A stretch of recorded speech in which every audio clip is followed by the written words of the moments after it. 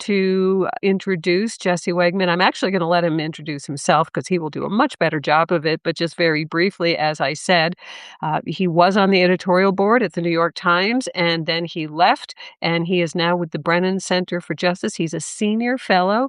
And he's an author of the just published book about the lost founder. It's someone that most people have never heard of, and yet there were ways that he influenced what's going on. Well, all of those people influenced even what's going on right now because of the framing of the Constitution. So I think, Jesse, again, I'm gonna let you take it away, but am I right in understanding that your primary beat with the Brennan Center is the Supreme Court?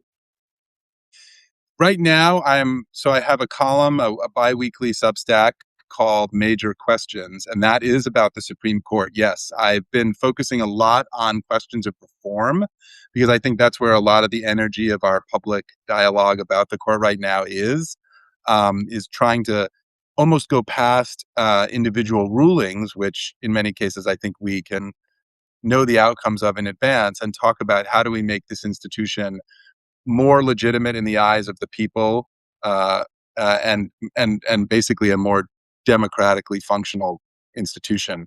I think people have, it's at one of its lowest approval ratings in history, and I think that there's good reason for that. And so these reforms that we've been talking about, term limits, ethics reforms, maybe even court expansion, are important steps toward restoring the court's place in American society and government.